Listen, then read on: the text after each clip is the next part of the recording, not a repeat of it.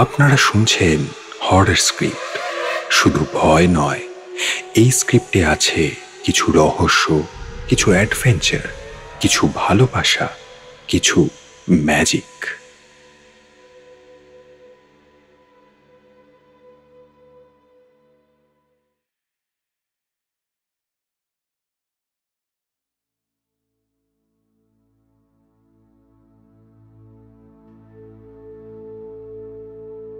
নমস্কার। প্রতিবারের মতন এবারও একটি অসাধারণ ভৌতিক গল্প নিয়ে হাজির হরর স্ক্রিপ্ট। এবারের থার্সডে হরর ডোজে শুনতে চলেছেন অর্ণব ঘোষ রচিত পাষাণবাড়ি। গল্পটি ভালো লাগলে লাইক, কমেন্ট এবং সাবস্ক্রাইব করতে কিন্তু ভুলবেন না। শুরু হচ্ছে আজকের গল্প পাষাণবাড়ি।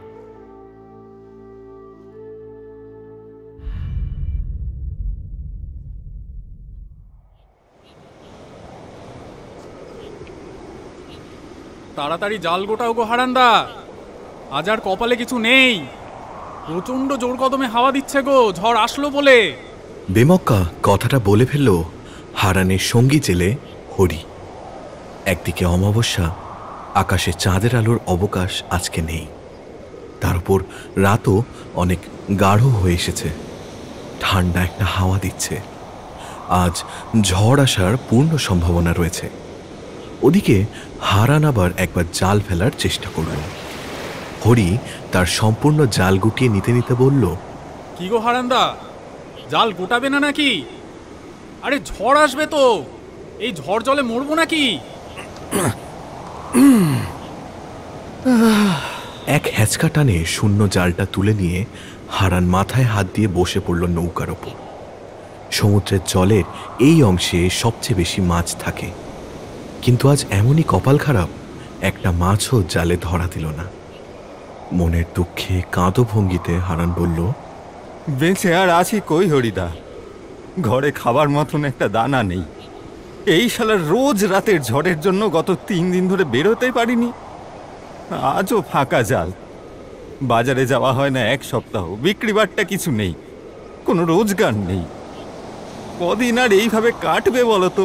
ঝড়ের আগে একটা থমথমে পূর্বাভাস যেমন হয়, ঠিক তেমন একটা পরিবেশের আভাস যেন দেখা দিল।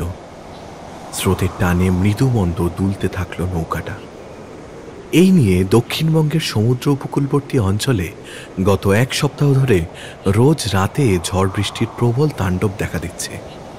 তারই মধ্যে আজ সমুদ্রে মাছ ধরতে এসেছিল হারান এবং হরি। এক কথায় তারা নিরুপায়। তাই সরকারি আদেশ অমান্য করেই নিরাপত্তা বলয় চুপিসারে ছেড়ে বেরিয়ে এসে মাছ ধরছিল। কিন্তু হরির ভয় অন্য জায়গায়। সে জানে সমুদ্রের এই জায়গাটায় যেমন মাছ বেশি পাওয়া যায়, ঠিক তেমনই এই স্থানে এসে আগেও অনেক মাছই নৌকা সহ উধাও হয়ে গেছে। সেই স্থানে যে তারা পৌঁছে গেছে, হরি সেটা অনেক আগেই লক্ষ্য করেছে। আরে কান্নাকাটি করবে পরে, আগে প্রাণ বাঁচিয়ে পালাও। দেখছো না যে আমরা পাষাণ জলে দাঁড়িয়ে আছি? আমি বলছি শোনো, ওই মায়াবিনী কিছু করেছে, নয়তো এইখানে এসে জাল কখনো ফাঁকা পেয়েছো? নাও তাড়াতাড়ি করো, জলদি না বেরোলে ওই পিশাচিনী আমাদের আজকে। কথাটা পূর্ণ করতে পারল না হরি জেলে। তার 2 চোখ বিস্ফারিত হয়ে গেল। হারান তার পেছনে তাকিয়ে দেখল একটা বিশালাকার সামুদ্রিক ঢেউ তাদের দিকে ধেয়ে আসছে। হরি আর অপেক্ষা না করে দ্রুত দাঁড় বাইতে থাকলো স্রোতের উল্টো দিকে, যাতে সমুদ্রের উপকূলের যত কাছাকাছি যাওয়া যায় ততই মঙ্গল। দাঁড় টানতে টানতে সে চিৎকার করে বলে উঠল, হারান্দা, হারান্দা, কখন থেকে বলছি জলদি করতে, আর বাঁচতে চাইলে জলদি পালাও। কিন্তু হারান স্তব্ধের মতো বসে রইল সেখানে নৌকার মধ্যে। সেই বিশাল আকার ঢেউ এখন তার থেকে কয়েক হাত দূরে মাত্র। হঠাৎ তার মনে হলো সেই ঢেউ যেন কোনো বিশাল আকার এক নারী মূর্তির মুখের রূপ নিয়েছে। সে যেন হাঁ করে তাকে গিলতে আসছে। হারান জেলের 2 চোখ দিয়ে জলের স্রোত গড়িয়ে পড়ল। সে যেন মুহূর্তের মধ্যে বুঝতে পারল আজ আর তার ঘরে ফেরা হবে না। বাড়িতে তার বউ আর ছোট ছেলেটা রয়েছে। সে চলে গেলে তাদের কি হবে, তারা কিভাবে থাকবে ভগবানই জানে। এত গরিব করে ভগবান কেন যে জন্ম দেয় কে জানে। সেই ঢেউ এখন সম্পূর্ণ কাছাকাছি চলে এসেছে তার। নৌকার উত্থাল পাথাল অবস্থা হয়ে গেল, কিন্তু হারান জেলের মধ্যে কোনো ভ্রুক্ষেপ দেখা গেল না। আসলে জীবনের প্রতি যাদের বিতৃষ্ণা ধরে গেছে তাদের জীবনের প্রতি আর কোনো মায়া থাকে না। হরিচেলে একবার পেছন ফিরে দেখল হারানের নৌকাটা প্রায় ঢেউয়ের সামনের ছোটখাটো স্রোতগুলোয় নেচে চলছে। সে ভয়ের তো চোখে আরো জোরে দাঁড় বাইতে লাগলো। একটা আর্তচিৎকার বেরিয়ে এলো তার মুখ থেকে। হারান জেলের শেষ মুহূর্ত উপস্থিত। সে চোখ বুঝে শেষবারের জন্য তার জীবনের সুখকর মুহূর্তগুলোর কথা ভাবতে লাগল। আর তখনই মুহূর্তের জন্য তার চোখের সামনে ভেসে উঠল একটা ছোট্ট বাচ্চার মুখ। একটা বাচ্চা মুখ, যাকে সে শেষবার দেখেছিল 20 বছর আগে। সেই মিষ্টি নিষ্পাপ মায়াবী তাকানো। শেষবারের মতো হারান মনে করল তার বড় সন্তানের মুখ, আর সাথে একটা সূক্ষ্ম হাসি হেসে উচ্চারণ করল, দুর্গা। মুহূর্তের মধ্যে সেই বিশালাকার নারী মুখ রূপী ঢেউ যেন গিলে খেয়ে ফেলল নৌকা সমেত হারানকে।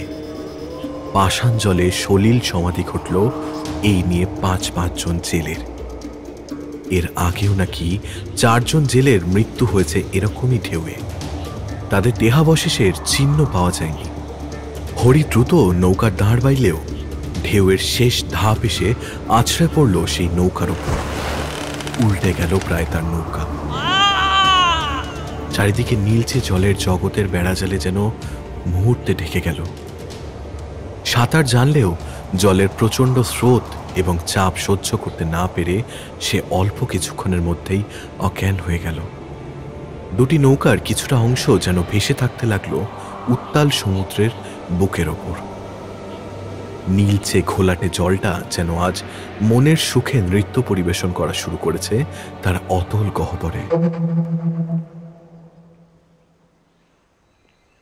জ্ঞান ফিরল যখন সে দেখল বালুচরের ওপর শুয়ে রয়েছে। চারিদিকে শেষ বহমান ধারার মতো তীর তীর করে ফিরে যাচ্ছে সমুদ্রের জল তাদের নিজের স্থানে। তার সর্বাঙ্গে বালি আর কাদার রেশ। প্রচণ্ড দুর্বল লাগছে তার নিজেকে। উঠে বসারও ক্ষমতা হচ্ছে না। শরীরে এখন একটা ভিজে ভাব রয়ে গেছে। ক্লান্ত চোখে এসে দেখল দূর থেকে কতগুলো আবছা মানবদেহ তার দিকে দৌড়ে আসছে।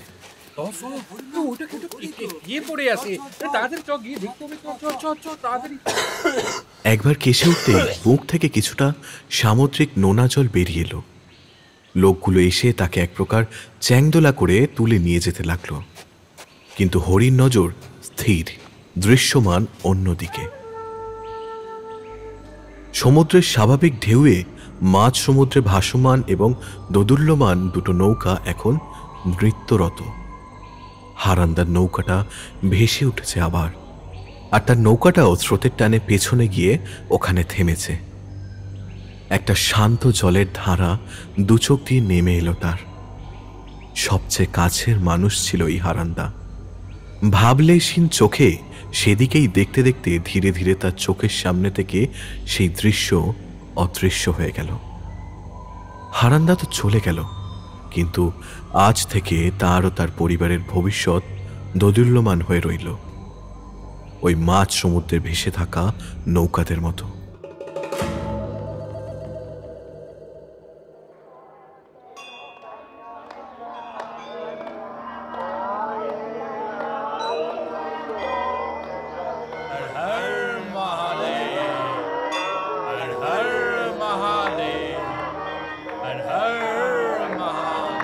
বেনারসের দশাশ্বমেধ ঘাট সাধারণ মানুষের কাছে খুবই পবিত্র স্থান। দৈনন্দিন প্রচুর ভক্তকুলের সমাগম হয়। এই বছর তার উপর সাধক মহলে এক নতুন উৎসবের আয়োজন হয়েছে। বহু দূর দূর থেকে সাধু সন্ন্যাসীর আগমনে তিল ধারণের জায়গা নেই। হরিদ্বার, কাশী, বৃন্দাবন, লখনৌ, কলকাতা, এমনকি সুদূর তিব্বত থেকেও অনেকের আগমন হয়েছে। প্রায় 1 মাস ধরে চলছে এই উৎসব। সেই নতুন সাধুদের সাথেই ভোরবেলায় গঙ্গা স্নান সেরে ফিরতি পথে রওনা দিয়েছিলেন তান্ত্রিক দুর্গাচরণ মণ্ডল। ঘাটের পাশেই একটা ছোট্ট বাড়ি ভাড়া নিয়ে তিনি আর এক সাধক একসাথে থাকেন। এখানে সকলেই একমাত্র সাধু সন্তদের বিনা পয়সায় ঘর ভাড়া দিয়ে থাকে। এতে তারা মনে করে আদতে তাদের পুণ্য হচ্ছে, যার যেমন বিশ্বাস আর কি। ঘরে ঢোকার আগে ওনার প্রতিদিনের অভ্যাস চিঠির বাক্সটা একবার লক্ষ্য করা। এই প্রযুক্তির অগ্রগতির যুগেও চিঠি যদিও কেউ লেখে না, তবুও তার গ্রামের বাড়ি থেকে এখনো তাকে যোগাযোগ করতে হলে চিঠি লিখতে হবে। আজ ঢোকার সময় দেখলেন একটা সাদা খাম বাক্সের মুখ থেকে বের করা আছে। একটু অবাক হয়ে সেটা হাতে নিয়ে ভিতরে ঢুকলেন। ওনার সঙ্গী এখনো স্নান সেরে ফেরেননি। কাশী থেকে আসা একদল পূর্ব পরিচিত সাধকের সাথে এখন তিনি আলাপ বসিয়েছেন। ঘরে ঢুকে নিজের মতো করে ঠাকুরকে খেতে দিয়ে তিনি খাটে বসে চিঠি খুললেন। সুন্দরবন থেকে আসছে এই চিঠি, অর্থাৎ বাড়ির খবর আছে। একটা ম্লান হাসি খেলে গেল ওনার মুখে। চিঠি খুলে তিনি পড়া শুরু করলেন। স্নেহের দুর্গা, আমি মা বলছি। বহু বছর হয়ে গেল তোর কোনো চিঠিপত্র খোঁজ খবর পাই না। আশা করি তুই ভালো আছিস। তোর ঠিকানা তো জানতাম না, কিছু তো বলিসনি। শেষে শুনলাম বেনারসে নাকি সাধু সন্ন্যাসীর যোগ সমাগম চলছে। আমাদের পাড়ার অবনীবাবুও গেছিলেন, শুনলাম ওনার সাথে তোর দেখা হয়েছে। তিনিই জানালেন তোর ঠিকানা। মুখ তুলে একটু মনে করার চেষ্টা করতেই তার মনে পড়ল, হ্যাঁ, দিন 15-20 আগে তার সাথে পাড়ার অবনী কুমার মিশ্রের দেখা হয়েছিল। অর্থাৎ তাকে দেখতে পেয়েই তিনি মায়ের কাছে খোঁজ দিয়েছেন ওনার। একটা কাষ্ঠ হাসি দিয়ে তিনি আবার শুরু করলেন পড়া। আমাদের এখানে গত 4-5 বছর ধরে বেশ ভারী বৃষ্টি আর বন্যা দেখা দিয়েছে। উপকূলের সব গাছ কেটে ফেলা হয়েছে। সমুদ্রের জল ঢুকে পুরো গ্রাম ভাসিয়ে দেয়। শোন বাবা, একটা কথা ছিল। আমাদের অবস্থা ভালো নেই রে। ঘরে খাবার দাবারও নেই। ধানের দানে আর কতদিন চলবে বল? তোর বাপটা গত মাসে সাগরে মাছ ধরতে গিয়ে ডুবে মরেছে। ছোট ভাইটা এখন দিনমজুরের কাজ করে, কিছুটা রোজগারও করে। আমি এই চিঠি লিখছি অন্য একটা কারণে। তোর বাপ মরে একটা হাঙ্গামা বাঁধিয়ে দিয়ে গেছে।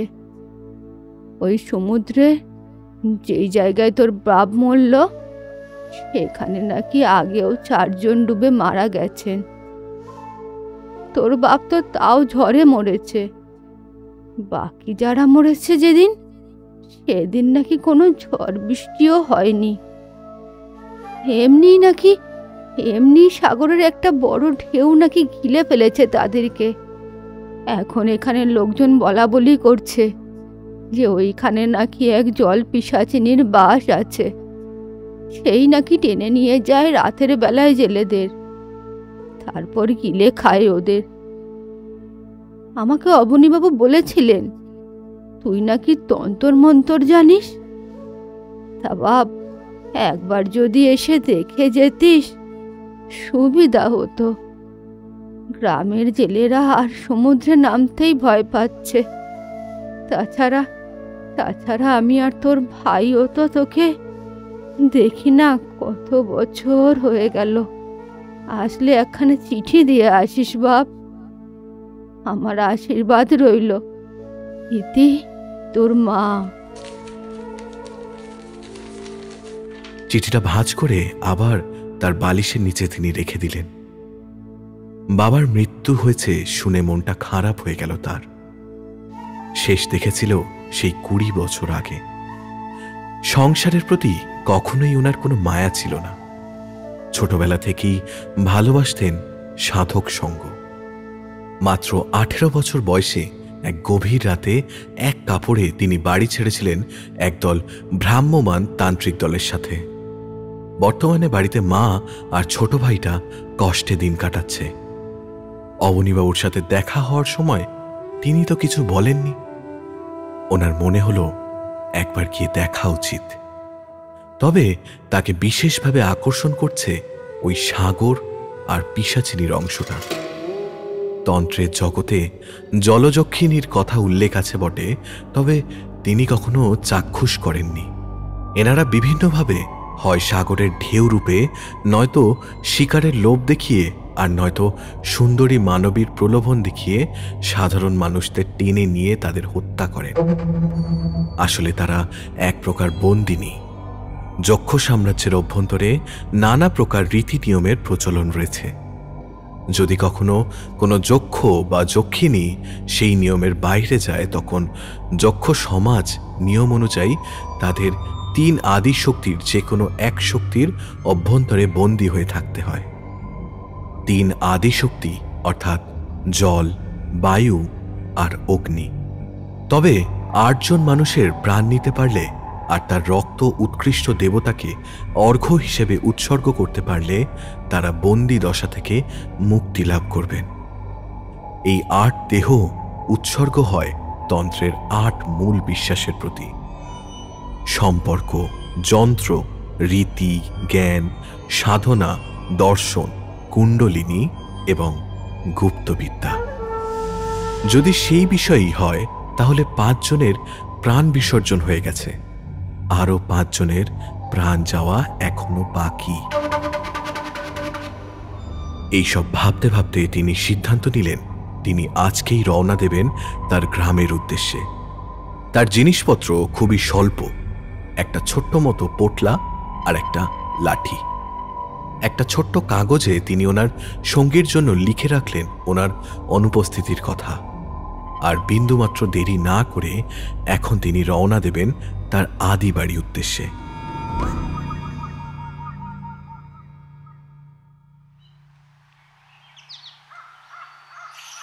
মাসখানেক আগের ঘটনা। কাঁধে করে শেষ বস্তার মালটা ট্রাকে তুলে দিয়ে কোমরে বাঁধা গামছা দিয়ে ঘাম মুছতে মুছতে যোগেনের দোকানের দিকে এগিয়ে চলল শিবা মণ্ডল।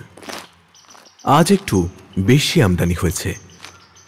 দুপুরে মা ঠিকমতো ভাত পায় না, তাই আজ সে ঠিক করল একা যোগেনের দোকানে খাবে না, বরং বাড়িতে নিয়ে যাবে। যোগেনের দোকানে ঢুকেই একটা বেঞ্চে বসে সে বলে উঠল,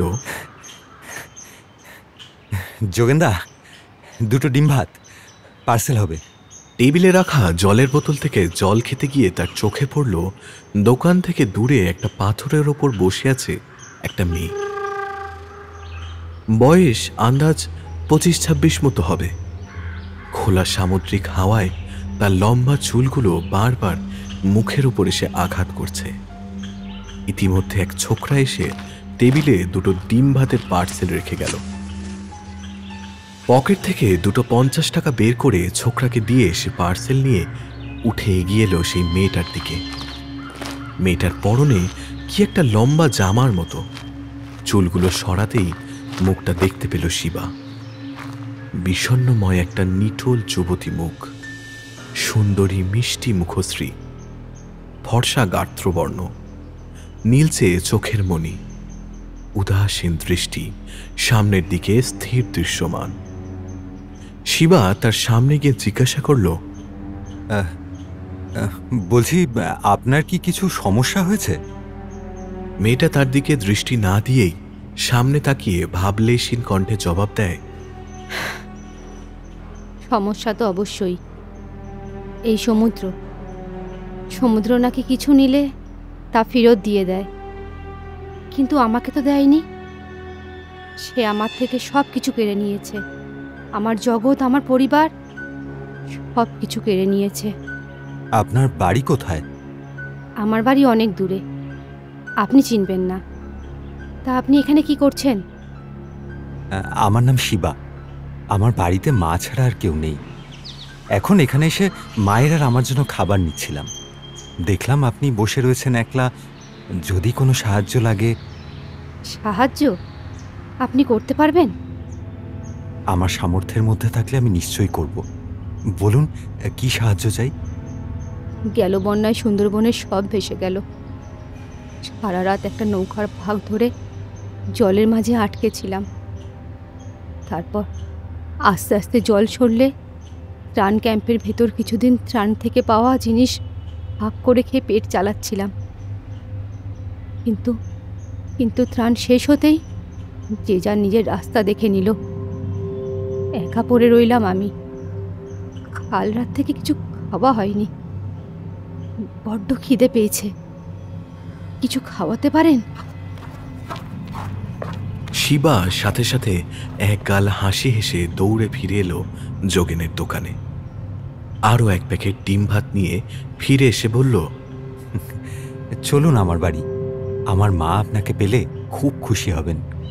ওনারও একটা কথা বলার সঙ্গী জুটবে। সারাদিন তো একলাই বসে থাকেন। আপনাকে অনেক ধন্যবাদ। আমি চেষ্টা করব আপনার যা খরচা হলো আমি যেন মিটিয়ে দিতে পারি। ওসব লাগবে না, আসুন, দেরি হয়ে যাচ্ছে। ও, আপনার নামটাই তো জানা হয়নি। মেয়েটি উঠে দাঁড়িয়ে নিজের পোশাক থেকে ময়লা ঝেড়ে এক মায়াময়ী হাসি হেসে বলল, যখন সময় আসবে আমি ঠিক আপনাকে আমার পরিচয় দেব। এখন দিতে ঠিক স্বাচ্ছন্দ্য বোধ করছি না। আসলে আসলে এমনিতেই তো আমি মানসিকভাবে একটু। বুঝতে পেরেছি, কোনো অসুবিধে নেই, আসুন। আকাশটা এখন বেশ মেঘলা করে আছে। হালকা পাতলা মেঘের গর্জনও শোনা যাচ্ছে। পরিবেশের মুখ ভার এখনো বিরাজমান। কার ওপর এত অভিমান তার কে জানে। আকাশের দিকে তাকিয়ে দুজন হাঁটতে লাগলো শিবার বাড়ির দিকে।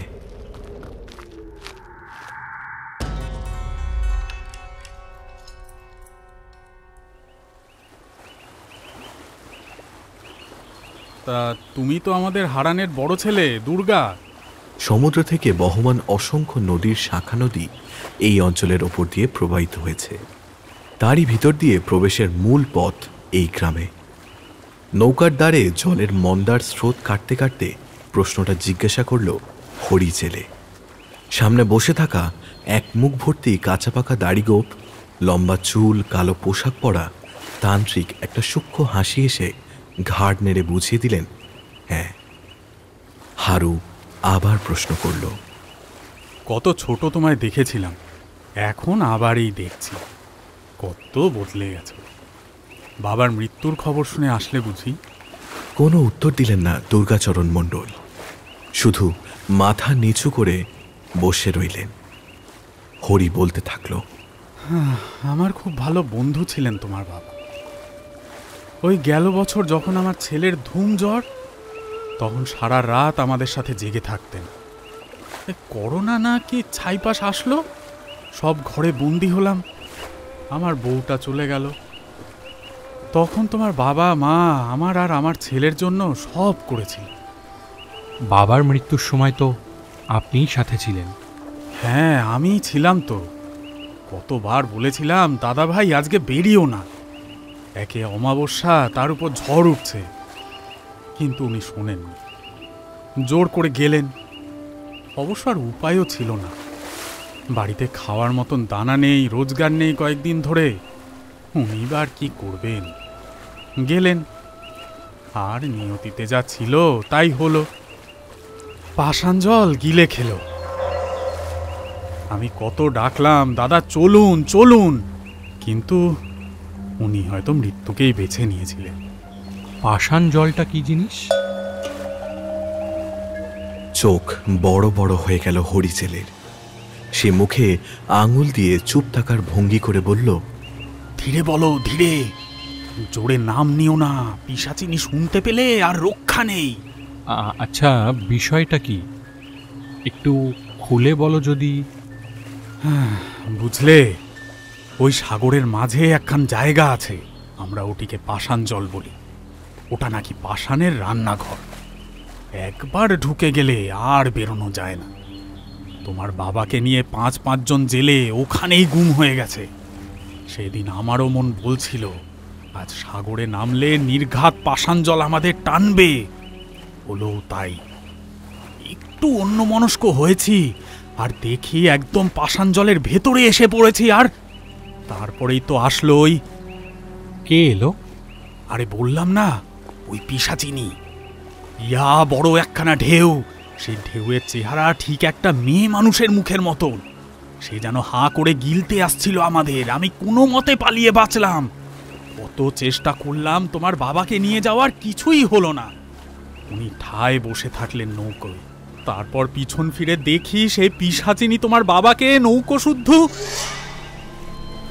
আর কথা বলতে পারল না হরি জেলে। লুঙ্গির খুঁট দিয়ে নিজের চোখ মুছে আবার দাঁড় বাইতে মন দিল। এখন পরিবেশটা বেশ একটু সতেজ লাগছে। সমুদ্রে সেরকম ঢেউ লক্ষ্য করল না। আকাশের অবস্থাও মোটামুটি পরিষ্কার। কতগুলো পাখির ডাক কানে আসছে। দুপাশের চরের মাঝখান দিয়ে নৌকা বয়ে চলেছে মূল ভূখণ্ডের দিকে।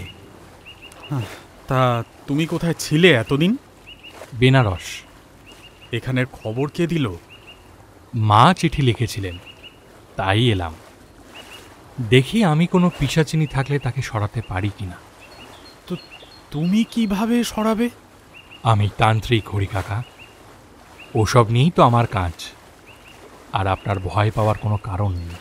হরি এই কথা শুনে একটু অবাক হলো। এরপর মূল ভূখণ্ডের ওপর নৌকা বাঁধতে বাঁধতে হরি ছেলে বলল, যা করবে একটু বুঝে শুনে করো, জোয়ান বয়স।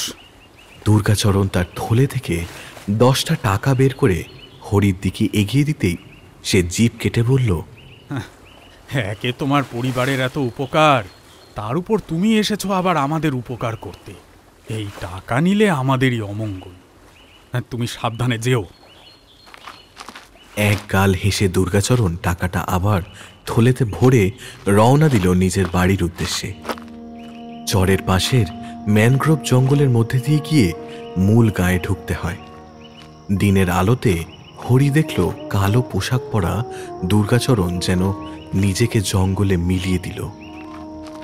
দূর থেকে ছোট্ট কুড়েঘরের মতো বাড়িটা দেখতে পেয়ে দুর্গাচরণ বেশ আবেগাপ্লুত হয়ে পড়লেন। চোখের সামনে ছোটবেলার কিছু স্মৃতি ভেসে উঠল।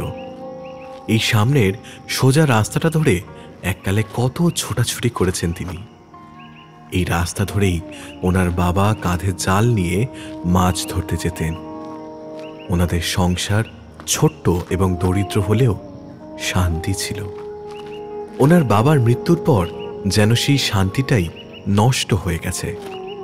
মায়ের চিঠিতে সেই অনুমানই হয়েছিল ওনার।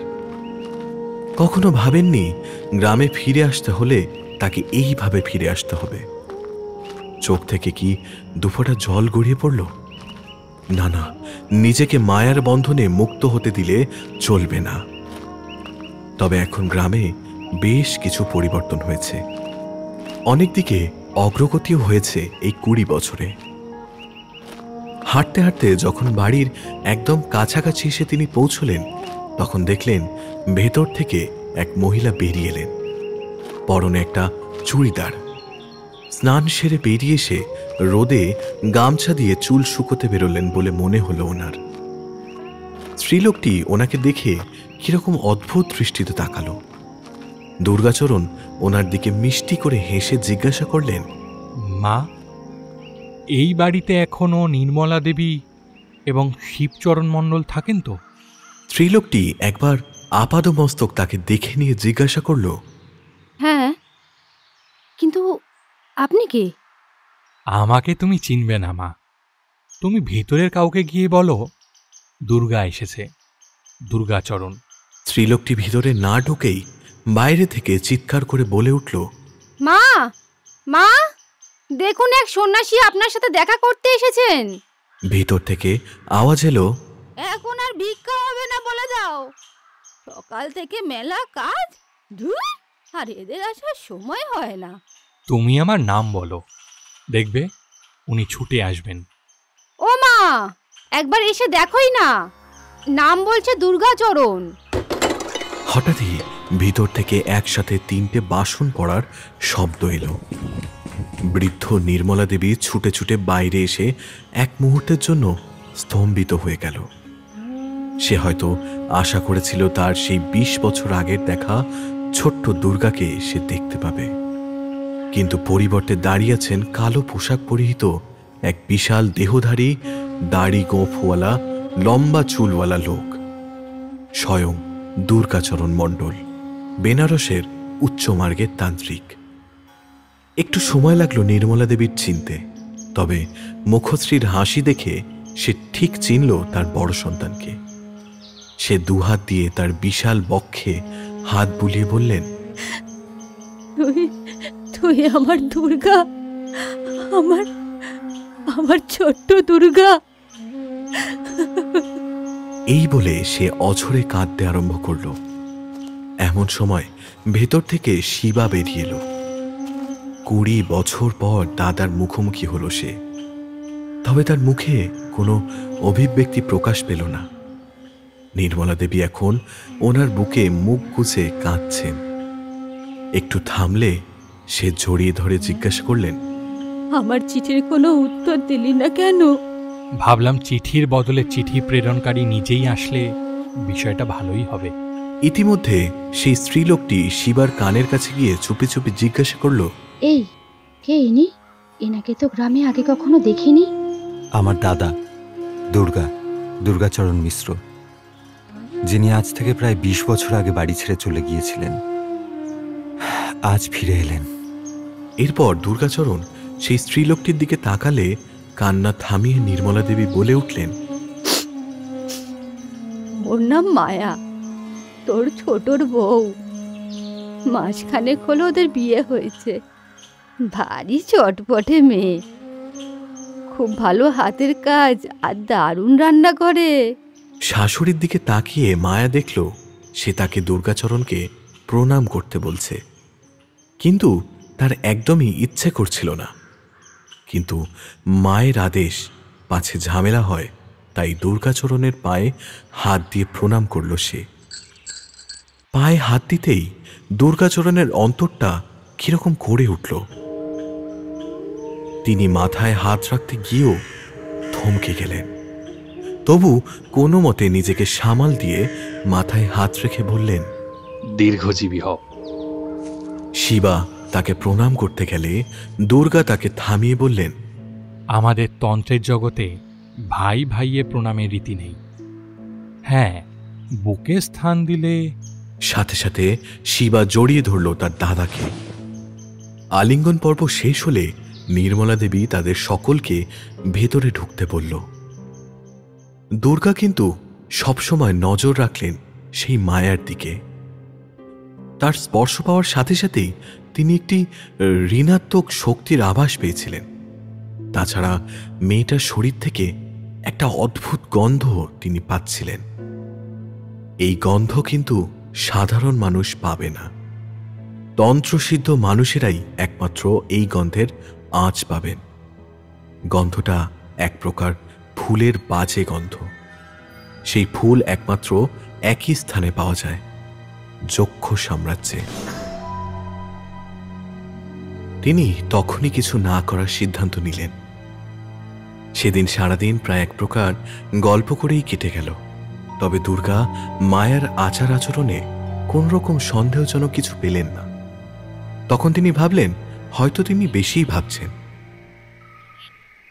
রাতে নির্মলা দেবী মুড়ি বাতাসা এবং 1 জামবাটি দুধ সহযোগে দুর্গাকে খেতে দিল।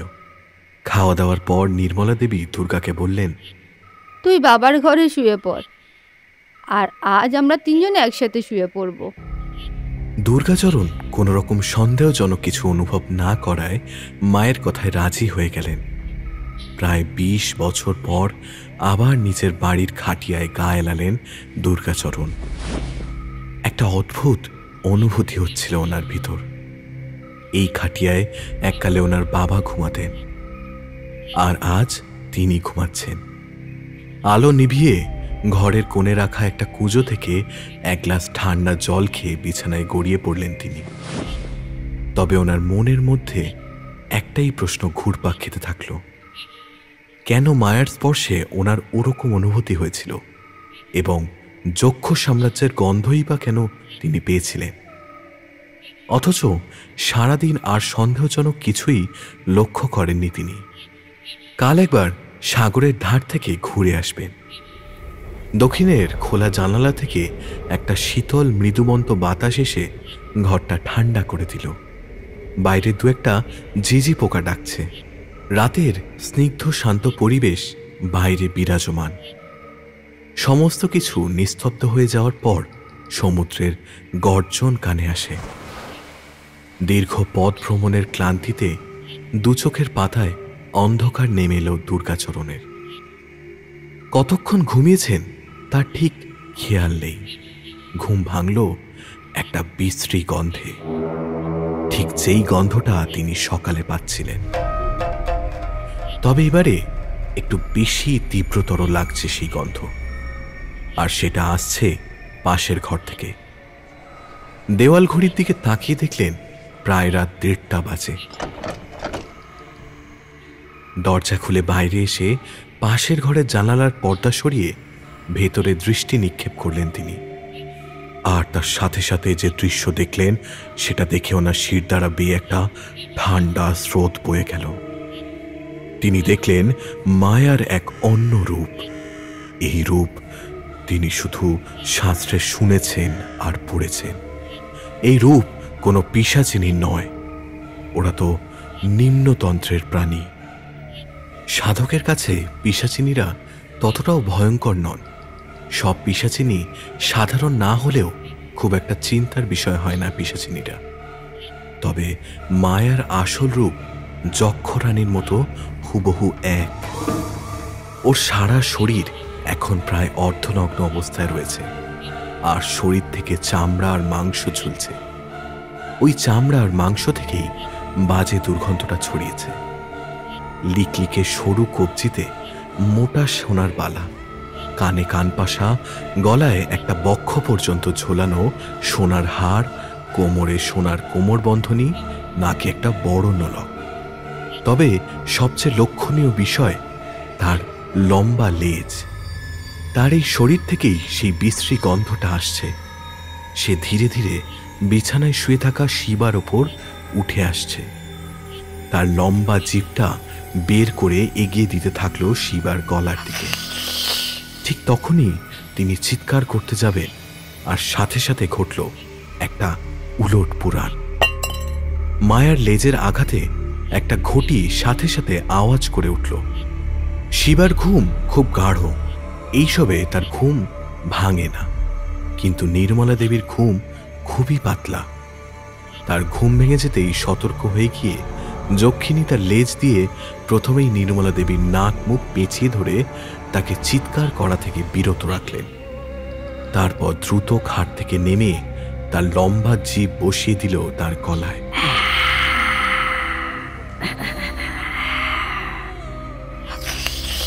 দুহাত দিয়ে চেপে ধরল তার হাত, আর পা দিয়ে চেপে রইল তার পা। তার শরীর থেকে সমস্ত রক্ত সে শুষে নিতে থাকল। এই সময় যদি দুর্গা বাধা দান করেন তাহলে মায়াকে আটকানো অসম্ভব হবে। তাছাড়া এইভাবে সাধারণ যক্ষিণীর মতো তাকে আটকানো সম্ভব নয়, কারণ তিনি মহারানী। চোখের জল ফেলতে ফেলতে জানালা দিয়ে নিজের মায়ের মৃত্যু দেখতে হচ্ছে ওনাকে। খাটের ওপর শিবা অঘরে ঘুমাচ্ছে। নিচে থরথর করে কাঁপছে নির্মলা দেবীর দেহটা।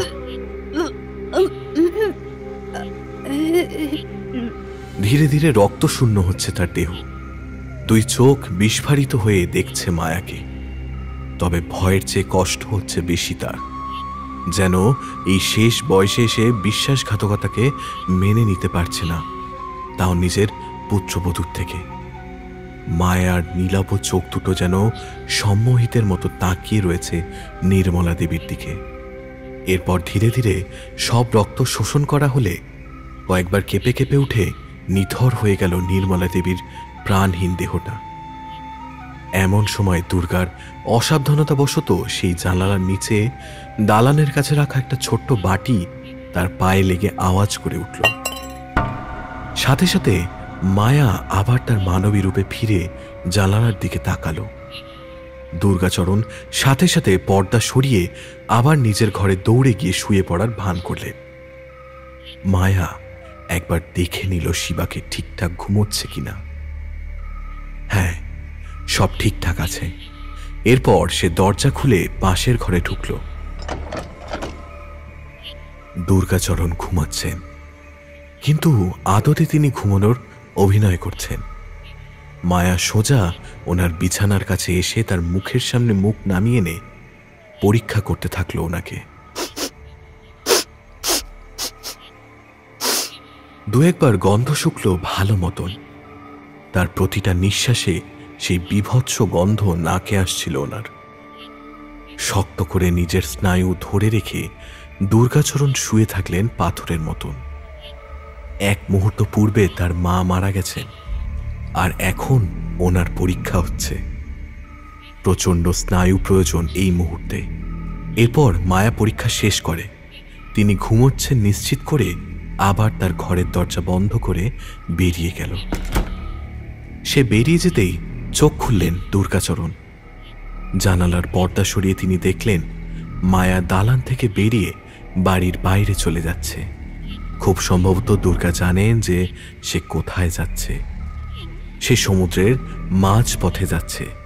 তার নিচেই রয়েছে সেই বন্দিনীর পূজার ঘর। তার ভিতরে নির্মলা দেবীর শোষিত রক্ত আজকে অর্ঘ্য হিসেবে দান হবে জলদেবীর কাছে। আজকে ষষ্ঠ অর্ঘ্য দান হবে।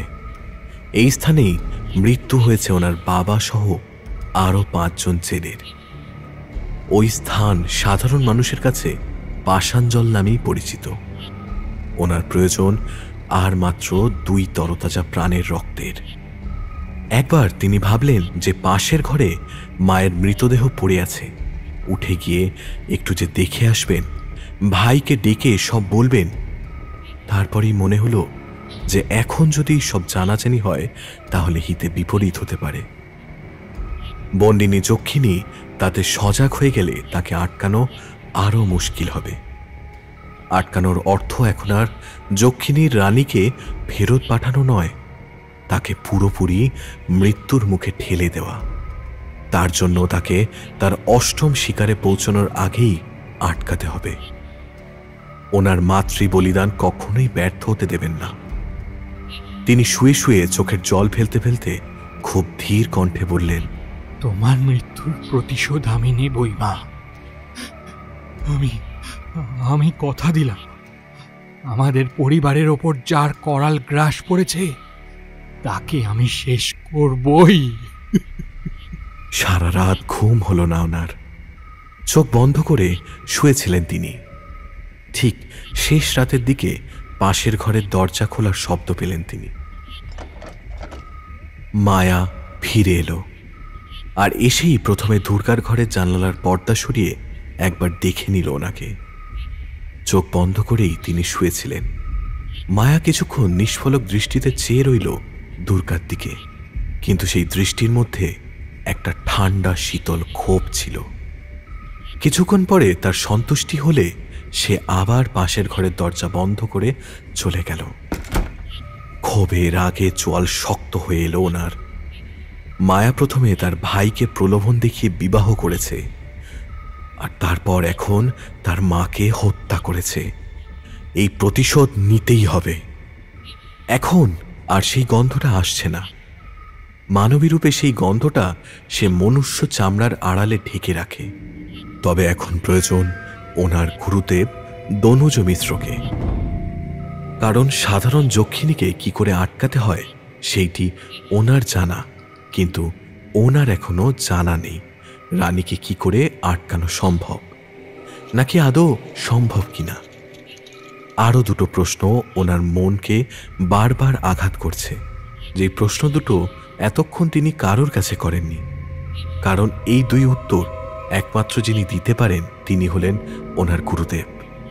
স্থির করলেন যে কালকেই ওনাকে আহ্বান করবেন তিনি। পাখির কলতান সদ্য কানে আসা শুরু হয়েছে। পূব দিকে হয়তো উষার প্রথম আলোর ঝিলিক আকাশের বুকে খেলে গেছে।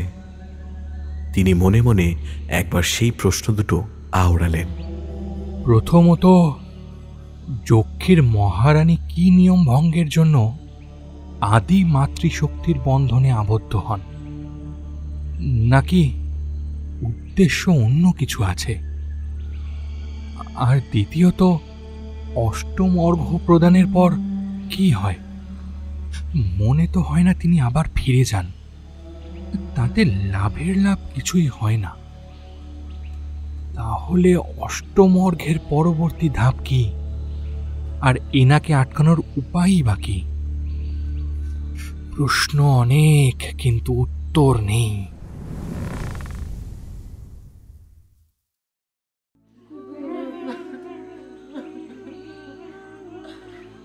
অঝরে কান্নার আওয়াজের মধ্যে দিয়ে সকালের সূচনা হলো দুর্গাচরণের বাড়িতে। তখনও ভোরের আলো সম্পূর্ণ ফুটে ওঠেনি।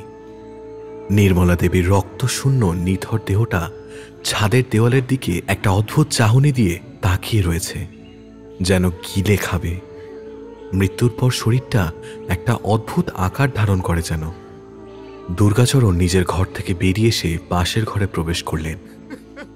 মায়ের প্রাণহীন দেহটা জড়িয়ে ধরে কাঁদছে শিবচরণ। দূরে ঘাটের কোনায় নিজের দুই পায়ের মধ্যে মুখ গুজে কাঁদছে মায়া।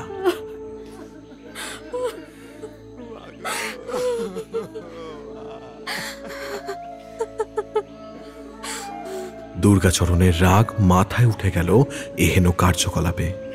এদিকে শিবচরণ ক্রমাগত তার দাদাকে দেখিয়ে বলে চলেছে, দাদা দাদা, মার কি হলো দেখ, কথা বলছে না, কিছু করছে না, কি করে হলো এসব দাদা?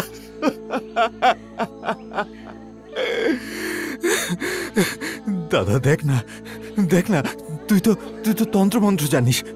যদি যদি কিছু করে বাঁচিয়ে দিতে পারিস আবার মাকে, বল না, বল না, তুই পারবি না, পারবি না তুই? ঝাঁকুনি দিয়ে প্রায় তাকে একটু শান্ত করলেন দুর্গাচরণ। ওনার নিজের চোখও এখন প্রায় ছলছল করছে। পাগলামি বন্ধ কর। তন্ত্রমন্ত্র দিয়ে মৃত মানুষকে জীবিত করা যায় না, আর গেলেও সেটা সামান্য এক রকমের কাষ্ঠ পুতুল হবে। ওসব ছাড়, আশেপাশের কয়েকজনকে খবর দে। দেহ সৎকার করতে হবে তো। যা দেখ এত ভোরে কাউকে পাস কিনা। দাদার থেকে সান্ত্বনা পেয়ে চোখের জল মুছতে মুছতে শিবচরণ চলে গেল আশেপাশের পাড়াপড়শিদের এই খবর দেওয়ার জন্য। দুর্গাচরণ ওনার মায়ের সামনে বসে তার মাথার চুলে হাত বুলিয়ে দিতে দিতে মায়াকে জিজ্ঞাসা করলেন, তুমি কাল খেয়াল করনি কিছু? মায়ের সাথে এটা কি করে হলো? মায়া হঠাৎই থতমত খেয়ে যায় এই প্রশ্নে। তবে দ্রুত নিজেকে সামলে নিয়ে বলে ওঠে, হ্যাঁ, আসলে আমার খুব গাঢ় ঘুম, সহজে ভাঙে না। এক ঘুমেই রাত শেষ হয়ে যায়। কিন্তু মায়ের এমন অবস্থা আমি আশা করিনি। কোথা থেকে যে কি হয়ে গেল। এরপর আবার কান্নায় ভেঙে পড়ার অভিনয় করতে থাকলো মায়া। এদিকে গ্রাম্য অঞ্চলের মানুষের মন খুব সহজ সরল। ইতিমধ্যে একজনের বিপদে প্রায় সকল গ্রামবাসী জমায়েত হয়ে যায়।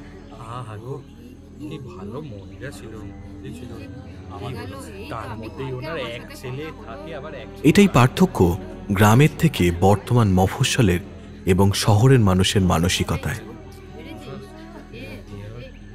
মুহূর্তের মধ্যে জোগাড় হয়ে যায় কাঠের পাটাতনের মতো মৃতদেহ শোয়ানোর খাট, সাদা কাপড়, অগরু, ধূপধুনো এবং ফুলের মালা ইত্যাদি। একটু পরে খাট সাজাতে লেগে গেল একদল গ্রামবাসী। বাড়ির ভিতর সম্পূর্ণ পরিবেশটা থমথমে হয়ে রয়েছে। কারোর মুখে কোনো সাড়া শব্দ নেই। সমস্ত কিছু গোছানো সম্পন্ন হলে চারজন মানুষ মৃতদেহ তুলে নিয়ে চার কাঁধে করে বাইরের কাঠের পাটাতনের ওপর ঠিকঠাক করে শুইয়ে দিল। দুর্গাচরণ এখনো মাথায় হাত দিয়ে ঘরের ভিতরেই বসে রইলেন। শিবচরণ তাকে এই অবস্থায় দেখে জিজ্ঞাসা করল, তুই শ্মশানে যাবি না? মায়ের কাজ করবি তো? না, তুই করে দিস। সারা জীবন মায়ের কোনো খেয়াল রাখতে পারিনি যখন, তখন মায়ের শেষ কাজ করার অধিকারও নেই। তুই যা, আমি একটু একলা বসে ভাবতে চাই। তুই এসব কি বলছিস? তুই চল। হ্যাঁ দাদা, চলুন না। শুধু শুধু বাড়িতে বসেই বা কি করবেন? মাকে শেষ দেখা দেখে আসবেন, চলুন। মায়ার মুখে এহেন কথা শুনে তেলে বেগুনে জ্বলে উঠলেন। তবুও নিজের ক্রোধকে সম্বরণ করেই খুব শান্ত কণ্ঠে চোয়াল শক্ত করে বললেন, আমি আমার সিদ্ধান্ত বলে দিয়েছি। তোমরা তোমাদের কর্তব্য পালন করতে কোনো ত্রুটি রাখবে না। একে অন্যের মুখ চাওয়াচাওয়ি করে তারা দুজন ঘর থেকে বেরিয়ে গেল। ইতিমধ্যে বাইরে থেকে শবদেহ তুলে নিয়ে যাওয়ার আওয়াজ শুনতে পেলেন তিনি। বলহরি, বলহরি, বলহরি, বলহরি। গ্রামবাসীরা মুখে হালকা আওয়াজ করতে করতে শবদেহ নিয়ে চলে গেল। দুর্গাচরণ তাদের চলে যাওয়া দেখেই ঘরের দরজা বন্ধ করে দিলেন।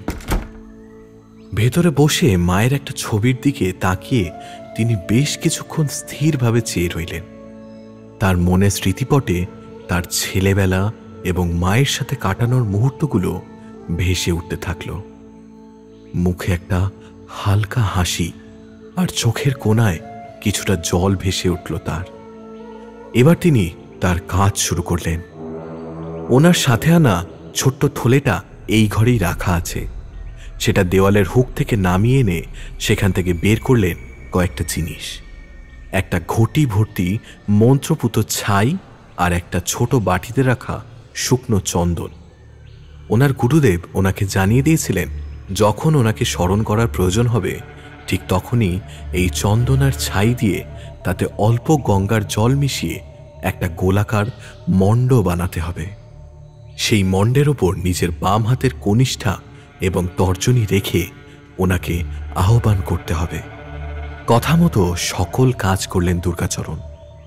বেশ কিছুক্ষণ চোখ বন্ধ করে ওনাকে আহ্বান করলেন তিনি।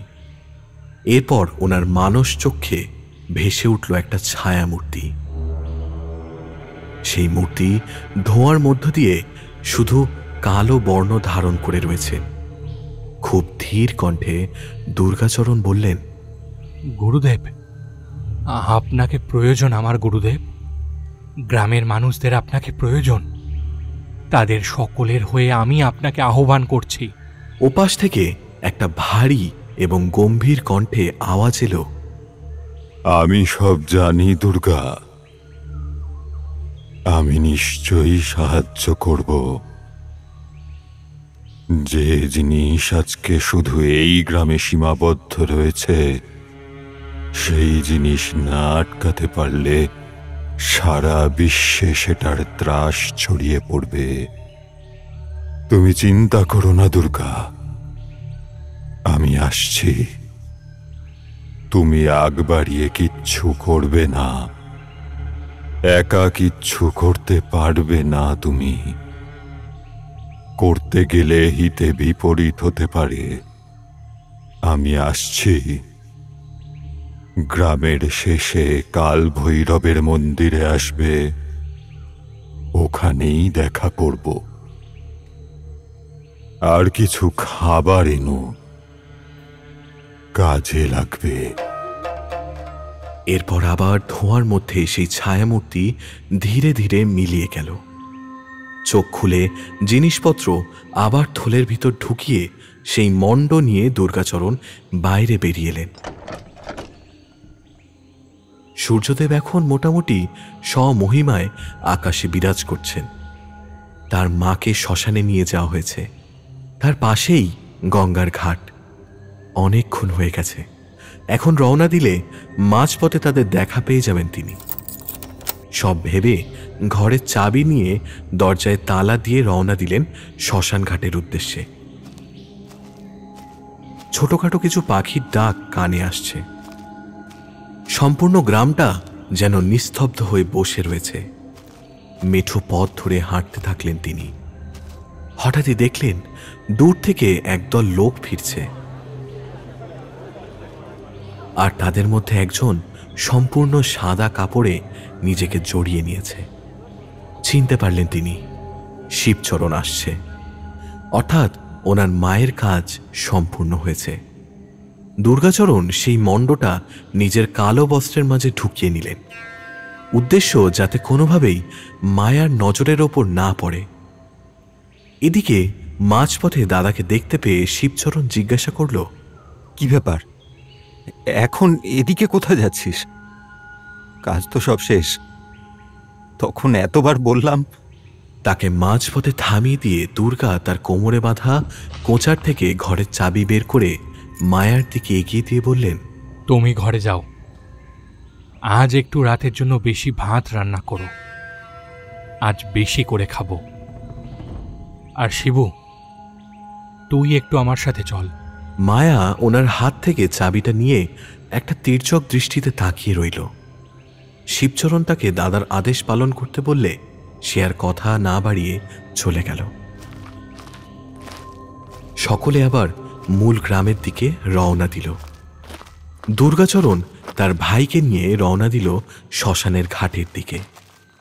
শিবচরণ একবার পথে যেতে যেতে জিজ্ঞাসা করল, কি ব্যাপার দাদা, হঠাৎ এইভাবে ডাকলে আমাকে?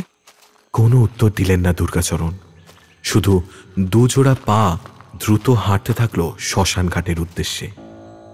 আজ রোদের তেজ বড্ড বেশি। একদিকে মায়া যখন ঘরে পৌঁছালো, তখন উল্টো দিকে তারাও ঘাটে এসে পৌঁছালো। কয়েকজন গ্রামের লোক জল সংগ্রহ করছে, কয়েকটা ছোট্ট ছোট্ট বাচ্চা স্নান করছে জল ছিটিয়ে। একটা শুকনো বটগাছ ঘাটের সিঁড়ি বরাবর ছায়া দান করছে। দুই ভাই গিয়ে ঘাটের সেই ছায়া ঘেরা সিঁড়ির ওপর বসল। এতক্ষণ পরে নিজের কাপড়ে ঢেকে রাখা মণ্ডটা বের করে আনলেন দুর্গাচরণ। তারপর ভাইয়ের দিকে ফিরে জিজ্ঞাসা করলেন, তুই কতদিন হলো মায়াকে চিনিস? ওই মাসখানেক। কেন বলতো? আজ রাতে কেন ভাত বেশি করে করতে বললাম জানিস? ঘাড় নেড়ে না জানালো শিবচরণ। হাতে ধরে থাকা মণ্ডটা উদ্দেশ্য করে দুর্গাচরণ বললেন, গুরুদেব আসছেন। এরপর উঠে গিয়ে মণ্ডটা একবার প্রণাম করে জলে ভাসিয়ে দিলেন। তিনি আবার তার ভাইয়ের পাশে বসলেন। তারপর বলতে থাকলেন, আমি যা বলবো বিনা প্রশ্নে সবটা শুনে তারপর যা বলার বলবি। শিবচরণ সম্মতি জানালে একদিকে যেমন দুর্গাচরণ তাকে সমস্ত ঘটনা খুলে বলতে থাকলেন, অন্যদিকে ঘরের মধ্যে ইচ্ছে মতো জিনিসপত্র ছড়িয়ে ছিটিয়ে রান্না করতে থাকল মায়া। আজ তাকে বাধা দেওয়ার কেউ নেই, ইচ্ছে মতো কাজ করবে সে। সবজিগুলো চারিদিকে ছড়িয়ে রয়েছে, সে একটা করে তুলছে আর কাটছে। কখনো আলু, কখনো পটল, কখনো ঝিঙে, যা পারছে কাটছে। আজ শুধু ভাত, আলু সেদ্ধ আর সবজির খ্যাট। রান্নাঘরের অবস্থা নোংরা হয়ে একাকার। এদিকে যতই দুর্গাচরণ গত রাত্রে তার দেখা ঘটনা বলতে থাকে, ততই শিবচরণের হাতের মুঠি এবং চোয়াল শক্ত হতে থাকে। ধীরে ধীরে রান্না শেষ হতে থাকলো, আর এই দিকে দুর্গাচরণের বলাও শেষের দিকে এগিয়ে এলো। সমস্ত কথা শেষ হলে শিবচরণ প্রথমে একটু উত্তেজিত হল। তারপর সে নিজেই বুঝতে পারল যে পৃথিবীর বাইরের জগতের কোনো শক্তির সাথে লড়াই করার সামর্থ্য তার নেই। সেই সামর্থ্য শুধু তার দাদা এবং ওনার গুরুদেবের আছে। উনুন থেকে হাঁড়ি আর কড়াই নামিয়ে রান্না শেষ করল মায়া। আর এদিকে শিবচরণ একবার জিজ্ঞাসা করল, অষ্টমর্ঘ্য কে হতে পারে বলে তোমার মনে হয়? জানি না, তুইও হতে পারিস, গ্রামের অন্য কেউ হতে পারে, যাকে মায়ার পক্ষে স্বীকার করা সুবিধাজনক হবে। তাকেই মৃত্যু লাভ করতে হবে। এখনো অনেক প্রশ্নের উত্তর বাকি। যতক্ষণ না গুরুদেব আসছেন কিছু বলা সম্ভব নয়, তাই এখন অপেক্ষা রাতের।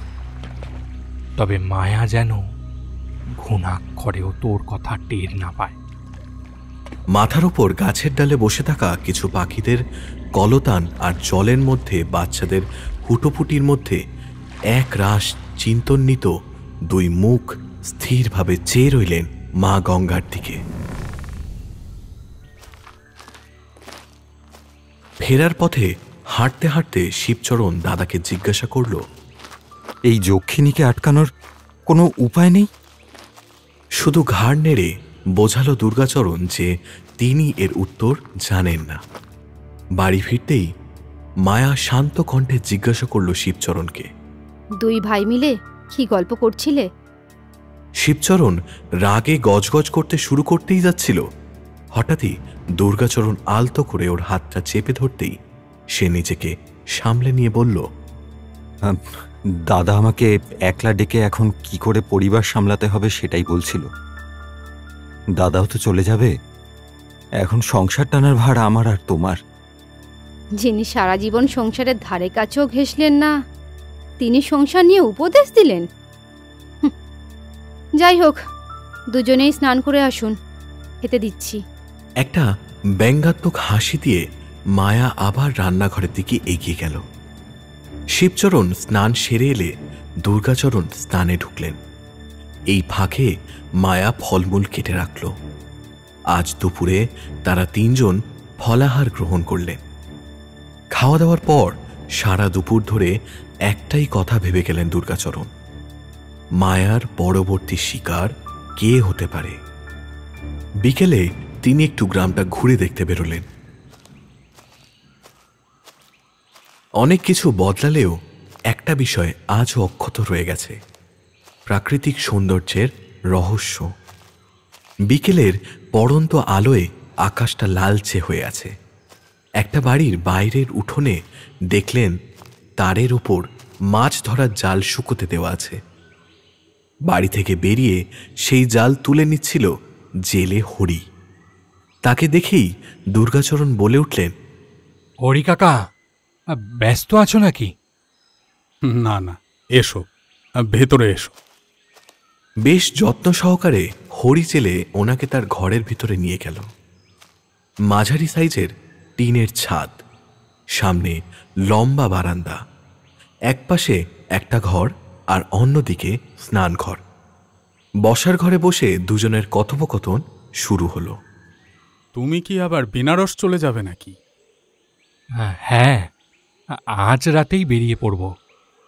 আর তাছাড়া ভাইয়ের সংসারে বেশি দিন থাকতে নেই, ওতে সংসারের শান্তি বিঘ্নিত হয়। তোমার মায়ের খবরটা পেয়েছি, যেতে পারলাম না কারণ বউ ছেলে নিয়ে বাপের বাড়ি গেছে। তো কি করে হলো কিছু বুঝলে? না, পথশ্রমে খুব ক্লান্ত ছিলাম। বিছানায় শরীর ঠেকাতেই ঘুম এসে গেছিল। সত্যি বলতে পাশের ঘর থেকে রাত্রে কোনো আওয়াজ পাইনি, তাই আর সন্দেহ হয়নি। আর তাছাড়া ভাই তো পাশের ঘরে ছিল, সন্দেহজনক কিছু হলে ভাই বুঝতে পারত। মনে হচ্ছে স্বাভাবিকভাবে হৃদযন্ত্র বিকল। সে কি, ছেলে বাড়ি ফিরল, আনন্দে থাকবেন কোথায়, তা না হৃদযন্ত্র বিকল? কি জানি বাবা। আচ্ছা, বলছি যে তুমি তো জল পিশাচ মারতে এসেছিলে, সেটার কি হবে? দুর্গাচরণ কোনো কথা না বলে উঠে দাঁড়িয়ে পড়লেন। তারপর একটা সূক্ষ্ম হাসি হেসে বললেন, আপনি কি রাত্রে সমুদ্রে যাবেন নাকি? ওমা, সে তো রোজই যাই, এ আবার নতুন নাকি? মাছ না ধরলে খাবো কি? যদি সম্ভব হয় আজকের দিনটা বাইরে বেরোবেন না হরি কাকা, বিপদ আছে। হাসালে তুমি। তুমি যখন ছিলে না তখনও বিপদ ছিল, আজও আছে। তুমি চলে যাওয়ার পরেও থাকবে। রোজই কি না গিয়ে থাকবো? ঠিক আছে, তবে সাবধানে যেও, আর সমুদ্রের বেশি মাঝে যেও না। দুর্গাচরণ আর দাঁড়ালেন না সেখানে, নমস্কার করে বেরিয়ে এলেন। হরিচেলে ফ্যালফ্যাল দৃষ্টিতে শুধু গোধূলি বেলায় প্রকৃতির আড়ালে ধীরে ধীরে মিশে যাওয়া দুর্গাচরণের দিকে চেয়ে রইল।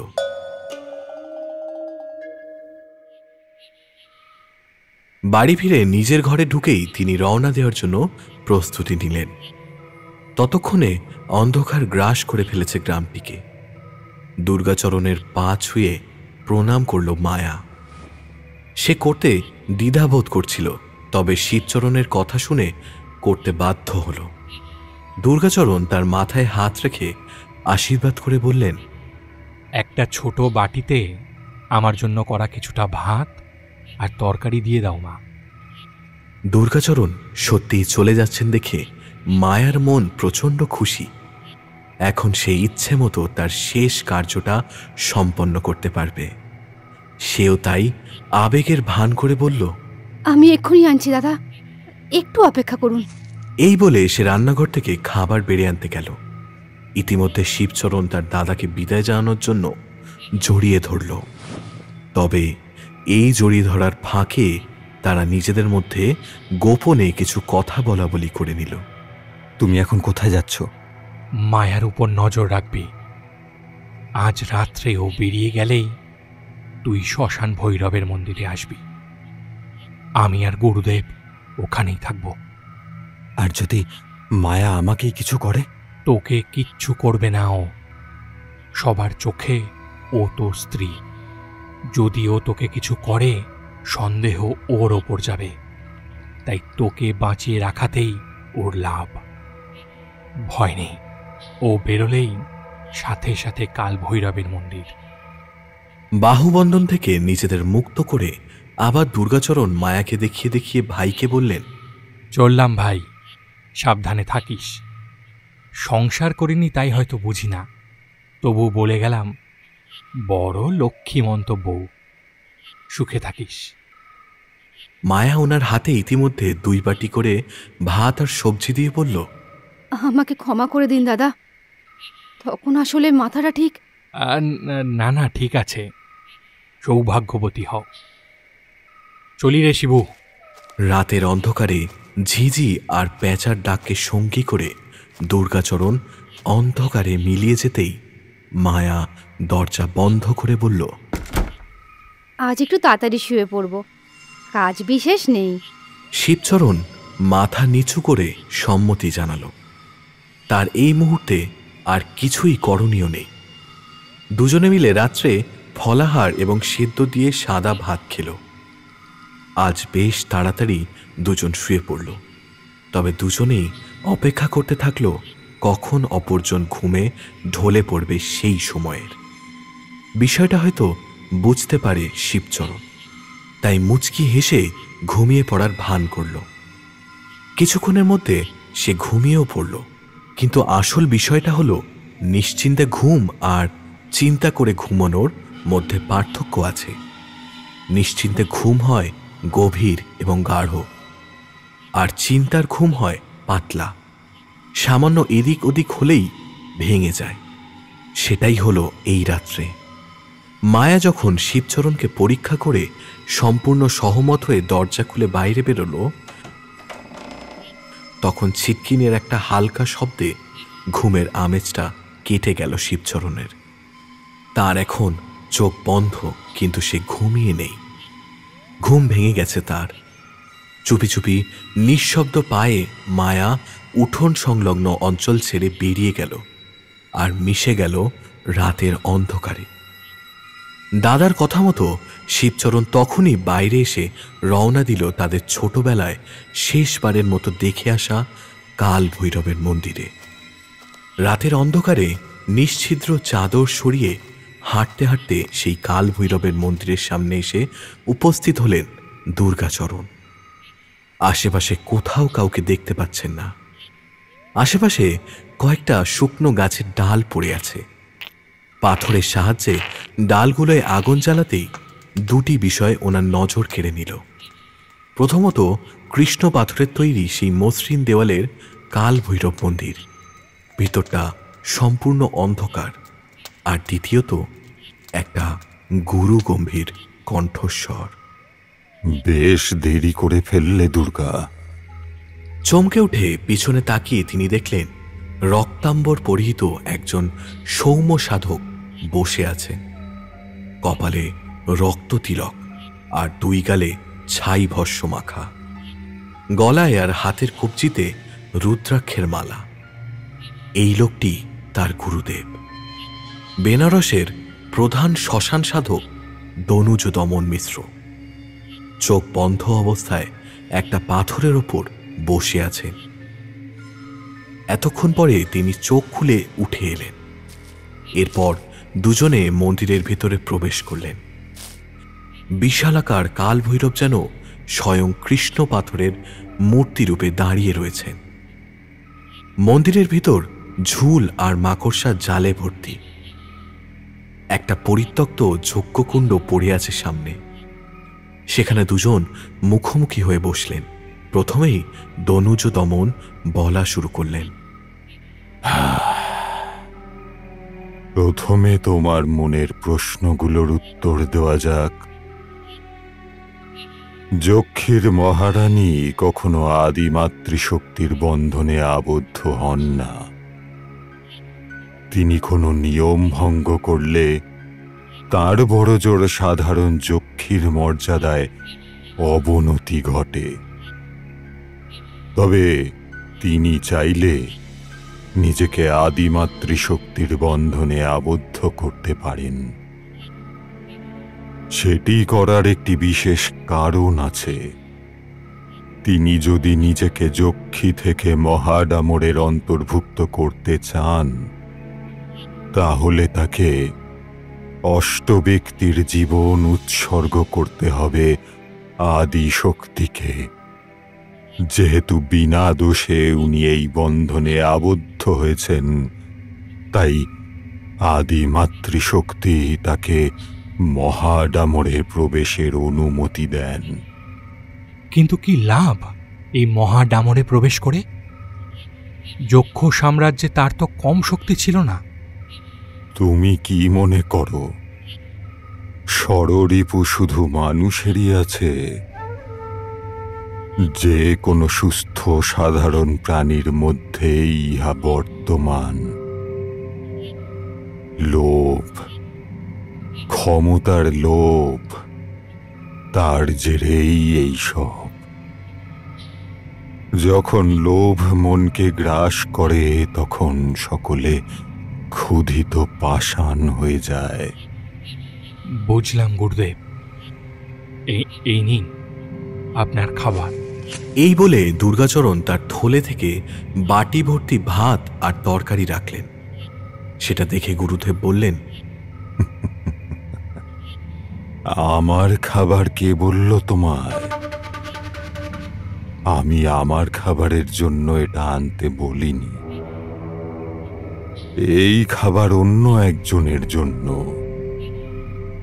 তাকে আহ্বানের পূর্বে তাকে খাওয়ানো একান্ত জরুরি। কাকে গুরুদেব? যক্ষরাজকে। খাবারগুলো দিয়ে একটা বড় গোলাকার মণ্ড বানাও। কথাটা বলেই তিনি তার নিজের থলি থেকে একে একে বের করলেন একটা ছুরি, কিছুটা সিঁদুর আর একটা ডাব।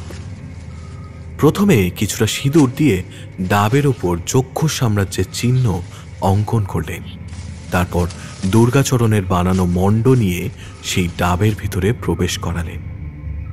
এরপর ছুরিটা নিয়ে বললেন, আমি আহ্বান করছি, তাই রক্ত আমি দিচ্ছি। ছুরি দিয়ে নিজের হাতের তালু অল্প কেটে গুনে গুনে ঠিক 8 ফোঁটা লাল রক্ত ফেললেন ডাবের ভিতরে। দুর্গা, যক্ষরাজকে মনুষ্য জাতির দেখার অধিকার নেই। তাই আমি যখন বলবো চোখ বন্ধ করে থাকবে, আর খুলতে বললে তবেই খুলবে, তার আগে একদম নয়। আমি আহ্বান প্রক্রিয়া শুরু করছি। আগুন পোড়া কাঠের মর্মর ধ্বনি শুরু হলো। মুখোমুখি বসে রয়েছেন দুই রক্তাম্বর পরিহিত তান্ত্রিক, একজন দুর্গাচরণ মণ্ডল এবং অপরজন ওনার গুরু দনুজ দমন মিশ্র। আর তাদের মুখোমুখি মাঝখানে রয়েছেন কৃষ্ণ পাথরের তৈরি মূর্তি কাল ভৈরব। ওনাদের দুজনের তীক্ষ্ণ দৃষ্টি সেই জ্বলন্ত অগ্নিশিখার দিকে। একটু পরেই আবির্ভাব হবেন তাদের আরাধ্য, আর দিয়ে যাবেন যক্ষিণী প্রতিরোধের উপায়। আজকের রাতটা অত্যন্ত গুরুত্বপূর্ণ। এখান থেকে উপায় নিয়ে তাদের পাড়ি দিতে হবে মাঝ সমুদ্রে। যক্ষিণীর পুজোর অর্ঘ্য দেওয়ার সময় তাকে আটকাতে হবে, তবেই তার উদ্দেশ্য লঙ্ঘন হবে। রাত ক্রমাগত বাড়তে থাকল। দুর্গাচরণ একটু অধৈর্য হয়ে জিজ্ঞাসা করলেন, এইভাবে আর কতক্ষণ বসবো গুরুদেব?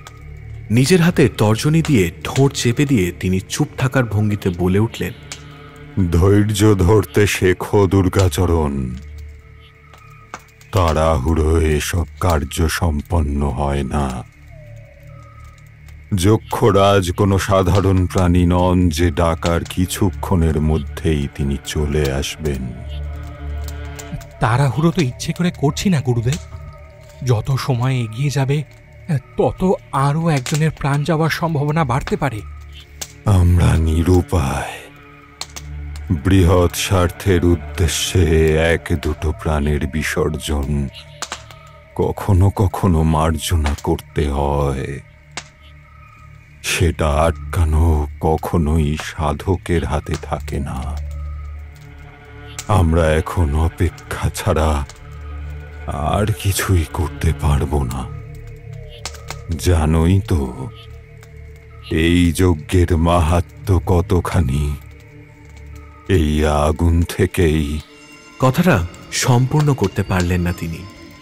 যজ্ঞের আগুনের লেলিহান শিখা দাউ দাউ করে ছুঁয়েছে প্রায় মন্দিরের ছাদ অবধি।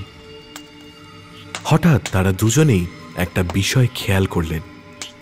বাতাসে একটা মিষ্টি সুবাসের তীব্র গন্ধ অনুভূত হচ্ছে। দনুজ দমন মিশ্র চোখ বন্ধ করে বললেন, চোখ বন্ধ করো দুর্গা, তিনি আসছেন। যক্ষরাজকে সম্মান করো। তুমি যা চাইছ তাই উনি তোমাকে দিয়ে যাবেন, কিন্তু ওনাকে দেখার অধিকার নেই তোমার। দেখলে দেখলে নিশ্চিত মৃত্যু। সুতরাং চোখ বন্ধ করো। তার কথা মতো চোখ বন্ধ করলেন দুর্গাচরণও। প্রচণ্ড উৎকণ্ঠায় সময় কাটছে। আমাদের একটা বিষয় খুব ভালো মতো অনুভূত হয়। যখনই আমাদের চোখের খুব সামনে কেউ এসে দাঁড়ালে আমরা চোখ বন্ধ থাকা অবস্থাতেও তার উপস্থিতি বুঝতে পারি। একেই বলে মানুষের ষষ্ঠ ইন্দ্রিয়ের আভাস পাওয়া। ধীরে ধীরে সামনের যজ্ঞকুণ্ড থেকে বেরিয়ে এলেন একজন প্রাণী। ওনার উপস্থিতি মুখোমুখি বসা দুজনেই অনুভব করতে পারলেন। ওনার নিঃশ্বাসের গন্ধ যেন তাদের গায়ে পড়তে থাকল, কিন্তু ওনার চেহারার কোনো রূপ তারা কল্পনা করতে পারলেন না। শুধু সেই মিষ্টি সুবাসের গন্ধ আরও তীব্রতর হতে থাকল। সেই প্রাণীটা ধীরে ধীরে যজ্ঞকুণ্ড থেকে বেরিয়ে এলেন। দুপায়ে ভর দিয়ে নয়, দুহাত আর দুপায়ে ভর দিয়ে চার পেয়ে প্রাণীর মতো বেরিয়ে এলেন তিনি। তার পরনে একটা শ্বেত লজ্জা নিবারণের ছোট বস্ত্র। সম্পূর্ণ দেহ শ্বেত স্বর্ণের অলঙ্কার দিয়ে আবৃত। কানে শ্বেত স্বর্ণের দুল, গলায় হার, মাথায় একটা রাজমুকুট। প্রথমেই তিনি তার লম্বা চেরা জিহ্বা দিয়ে একবার ভালো করে দনুজ দমন মিশ্রকে চেটে নিলেন। তারপর ওনার সারা শরীরের বিভিন্ন স্থানে কিসের যেন গন্ধ শুকলেন। ওনাকে এইভাবে কিছুক্ষণ পরীক্ষা নিরীক্ষা করার পর তিনি সন্তুষ্ট হলে ওনার নজর যায় দুর্গাচরণের দিকে। ওনার প্রতিও চলতে থাকে এই একই রকমের পরীক্ষা।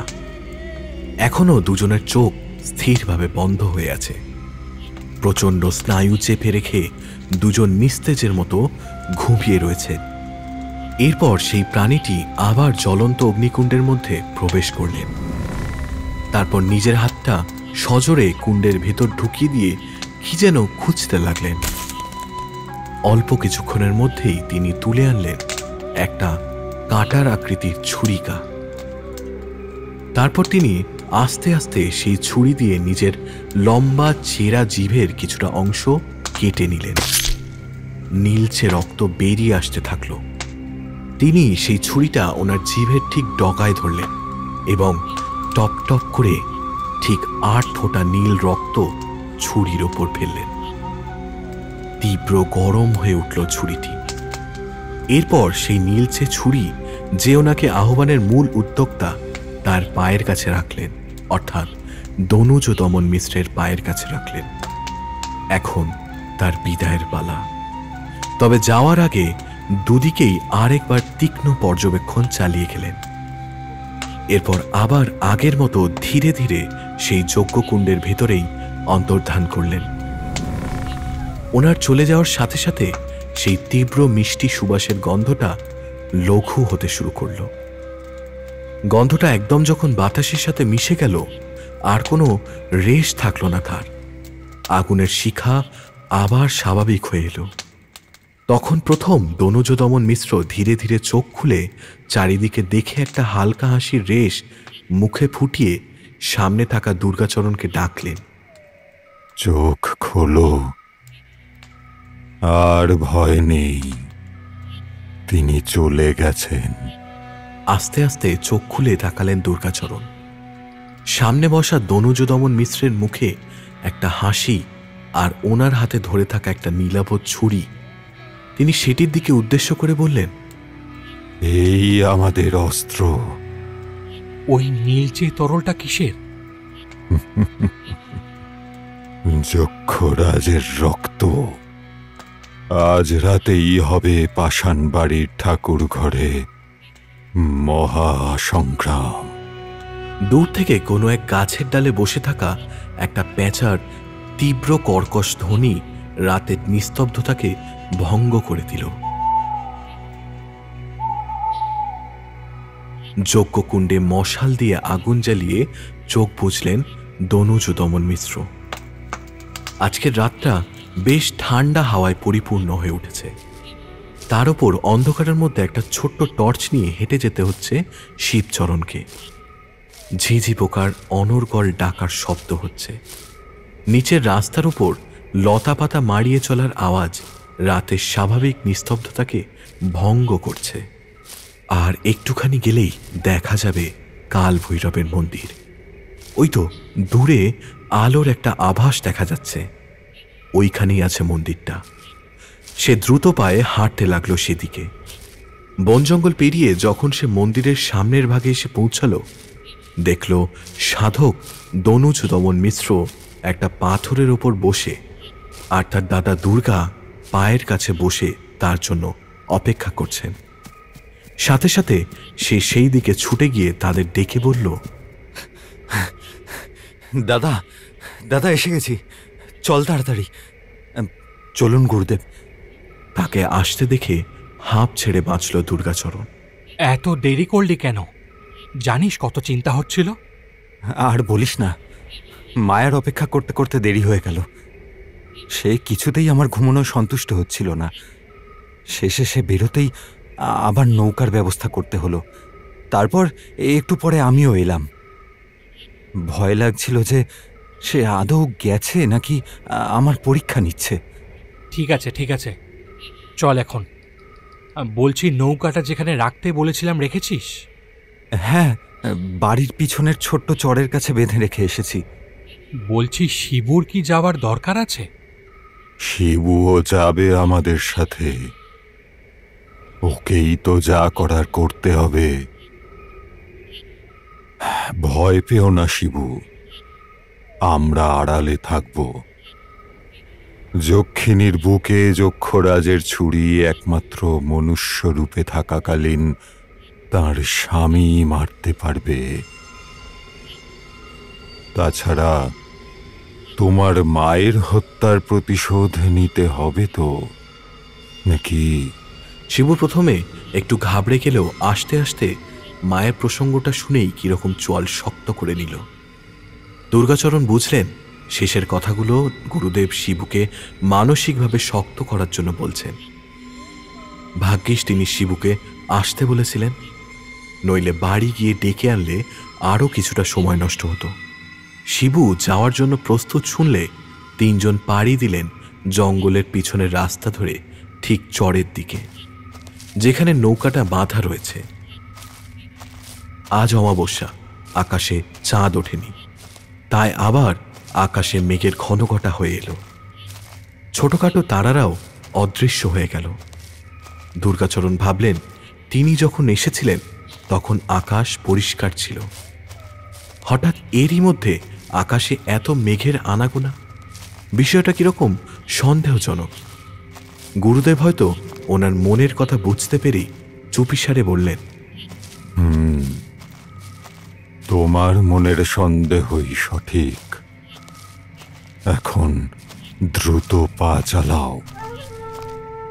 চরের সামনে যখন ওনারা পৌঁছলেন তখন চরের জল মৃদুমন্দ গতিতে বইছে, কিন্তু এই বহমান জল স্বাভাবিকের চেয়ে দ্রুত। ওনারা নৌকায় চড়ে বসলেন। শিবচরণ এবং দুর্গাচরণ দুদিকে বসে নৌকার দাঁড় বাইতে শুরু করলেন। হঠাৎ কোথা থেকে ঝোড়ো হাওয়ার আনাগোনা দেখা গেল। এখন চরের জল যথেষ্ট গতিশীল। কিছুক্ষণের মধ্যেই নৌকা দ্রুত বেগে প্রবেশ করল মোহনার সঙ্গমে। আধার ঘেরা সমুদ্রের জল এখন প্রায় উত্তাল। অন্ধকার রাত্রে কৃষ্ণময় আলোয় শিবচরণ ঠিক দেখতে পেল মাঝ সমুদ্রে একটা নৌকা ঢেউয়ের সঙ্গে ক্রমাগত পাল্লা দিয়ে যাচ্ছে, কিন্তু পেরে উঠছে না। সে চিৎকার করে বলে উঠল, দাদা, নৌকা পাষাণ জলের ভিতর ফেঁসে আছে। দনুজ দমন এবং দুর্গাচরণ একসাথে সেই দিকে দেখলেন। হ্যাঁ, একটা কালো নৌকা যেন সমুদ্রের জলকেলিতে নৃত্য করছে। নৌকা ঘোড়াও, ওই পাষাণ জলে নিয়ে চলো। কথা মতো কাজ করল শিবচরণ। শুধু নৌকার অভিমুখ ঘোরাতেই জলের স্রোতে তীব্র বেগে তারা ছুটে চলল সেই অভিশপ্ত পাষাণ জলের দিকে। এখন আর দাঁড়ও বাইতে হচ্ছে না। হঠাৎ দুর্গাচরণ দেখলেন নৌকার ভিতর থেকে কেউ যেন হাত দেখাচ্ছে, হয়তো চিৎকারও করছে, কিন্তু জল আর বাতাসের তীব্র গর্জনে কিছুই শোনা যাচ্ছে না। ভেতরের মানুষটা জীবিত আছেন এখনো? গুরুদেব, আমাদের খুব একটা দেরি হয়নি। শিবু, তাড়াতাড়ি নৌকা ওই দিকে নিয়ে চল। আমার আয়ত্তে আর নৌকা নেই দাদা, ও তো এমনি। কথাটা শেষ করতে পারল না শিবচরণ। কোথা থেকে একটা বিশাল স্রোত এসে অপর নৌকাটিকে তাদের নৌকার একদম পাশাপাশি এনে ধরল। এবারে নৌকারোহীর কথা শোনা গেল, দুর্গা, বাবা, তোমরা এসেছো? আমি তো ভাবলাম আমি আজকেই শেষ। চমকে উঠল দুই ভাই। এ তো হরি ছেলে। তাহলে তাকেই আজকে শিকার করার উদ্দেশ্য ছিল মায়ারূপী যক্ষিণীর। ঢেউয়ের তালে দুলতে দুলতে দুর্গাচরণ বললেন, আপনি আপাতত নৌকার খুঁটিটা শক্ত করে ধরে থাকুন, কোনো মতে যেন ওটা হাত ছাড়া না হয়। কথা মতো সেটি শক্ত করে ধরল হরি ছেলে। হঠাৎ কান ফাটানো তীব্র মেঘের গর্জন শোনা গেল, আর মুহূর্তের মধ্যে ঝমঝমিয়ে বৃষ্টি হল। সাক্ষাৎ মহাপ্রলয় শুরু হয়েছে। গুরুদেব এক হাতে শক্ত করে ধরে রয়েছেন সেই নীলাভ ছুরি। এখন সেই আসন্ন মুহূর্ত। হঠাৎ ঢেউয়ের বেগ কিছুটা কমে গেল। শিবচরণ বলল, এ কি, সব কমে আসছে কেন? কমেনি, সর্বশেষ আক্রমণের প্রস্তুতি পর্ব শুরু হতে চলেছে।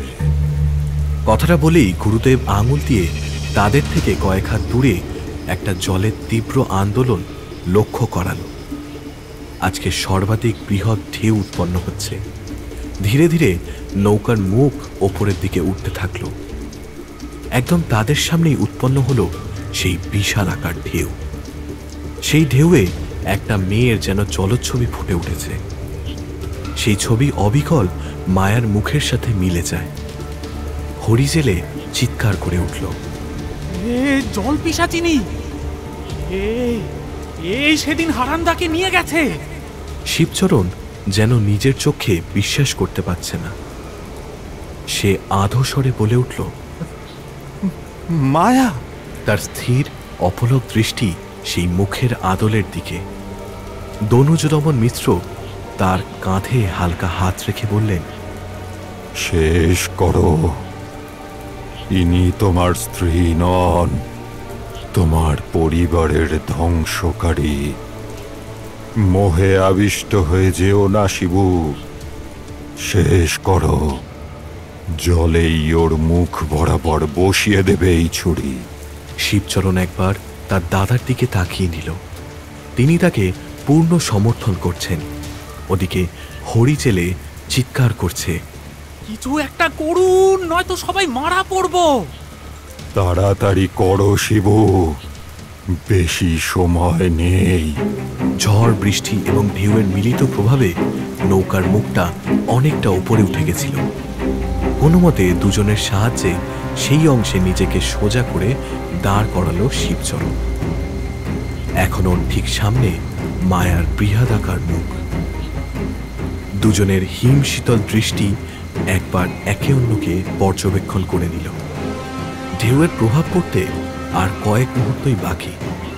শিবচরণ সাথে সাথে মনে মনে একটা কথা বলল, তোমাকে সত্যি খুব ভালোবাসি মায়া, আর আজীবন বাসব। কিন্তু তুমি আমার পরিবার নষ্ট করেছ, তার শাস্তি তোমায় পেতেই হবে। এই বলেই সে সেই নীলাভ মন্ত্রপুত ছুরিটা জলের ভিতর সজোরে গেঁথে দিল। কিন্তু অদ্ভুত, ছুরিটা জলে কেটে যাওয়ার কথা, কিন্তু তার মনে হলো ছুরিটা যেন কোনো চামড়া জাতীয় জিনিসের ওপর গেঁথে গেল। উপস্থিত সকলেই দেখলেন এক অদ্ভুত বিষয়। সমুদ্রের জলের বিশালাকার মুখটা একটা তীব্র ঢেউয়ের গর্জন করে আবার ছোট হতে থাকল। ছুরিটা যেন তার বুকে গেঁথে গেছে। সেই সাথে যেন কোনো বিশালাকৃতি মায়াবিনী জলকন্যা আঘাত পেয়ে আবার ভূপতিত হচ্ছে। ধীরে ধীরে সেই মুখ জলের সাথে মিলিয়ে যেতে লাগলো। উথাল পাথাল ঢেউয়ের প্রভাব এখন অনেকাংশে কমে গেছে। মাঝ সমুদ্রে এখন জলের স্বাভাবিক ঢেউ বর্তমান। নৌকা এখন স্বাভাবিক অভিমুখে। হরিজেলে আর এদিকে দুর্গাচরণ দাঁড় পাওয়া শুরু করলেন তীরের উদ্দেশ্যে। আজ এক অলৌকিক কাণ্ড দেখলাম, জন্মেও ভুলবো না এই দিনটাকে। সাক্ষাৎ জমের হাত থেকে বেঁচে ফিরলাম। শিবচরণ একভাবে শান্ত হয়ে বসে আছে। তার মনে পড়ে গেল মায়ার সাথে প্রথম আলাপ, তাদের ভালোবাসা, তাদের সংসার। ভাবতে ভাবতে কখন যে তার চোখের অশ্রু বৃষ্টির জলের সাথে মিশে সেই অনুভূতি লুকাতে সাহায্য করছে সেটা খেয়ালই করেনি সে। তবে সকলের নজর এড়ালেও একজন সেটা ঠিকই লক্ষ্য করেছেন, দাদা দুর্গাচরণ। দুলতে দুলতে নৌকায় সে সাগরের তীরে পৌঁছালো। দুর্গাচরণ নিচে নৌকা টানতে টানতে হরিজেলের উদ্দেশ্যে বললেন, আপনাকে বলেছিলাম যে আজকে বেরোবেন না, সেই বেরোলেন। আমার তো অভ্যেস ছিল, তাছাড়া আকাশ পরিষ্কার ছিল, কোথা থেকে ঝড় চলে আসলো বুঝতেই পারলাম না। যাকগে, তোমরা ঘরে যাও, এই বিপদ কাটলো বলেই তো মনে হয়। হরি হরি হরি হরি হরি। ঠাকুরের নাম জপ করতে করতে হরিচেলে তার বাড়ির দিকে রওনা দিলেন। বৃষ্টি এখন সম্পূর্ণ থেমে গেছে। আকাশ থেকে মেঘের ঘনঘটাও সরে গেছে। পূব দিক থেকে একটা পাতলা আলোর রেশ দেখা দিচ্ছে।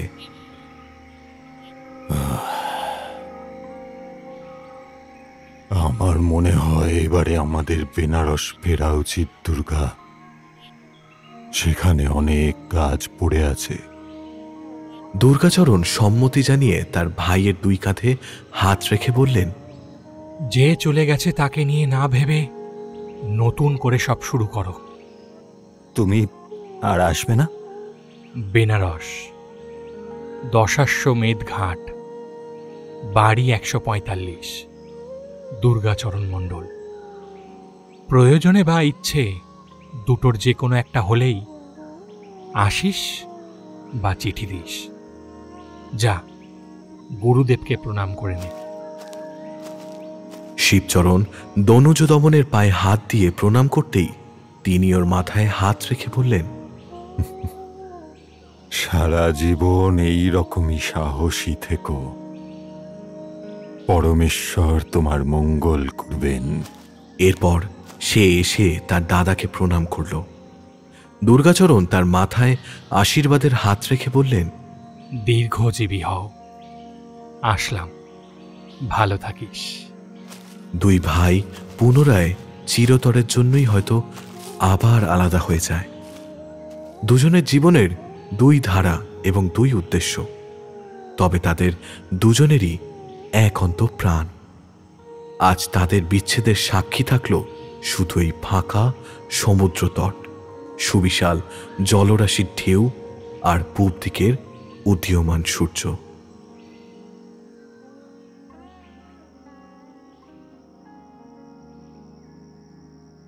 এতক্ষণ শুনছিলেন পাষাণবাড়ি। আমরা ফিরছি আগামী বৃহস্পতিবার ঠিক রাত 9টায় নতুন এক রোমহর্ষক গল্প নিয়ে। ততক্ষণ সঙ্গে থাকুন, শুনতে থাকুন হরর স্ক্রিপ্ট।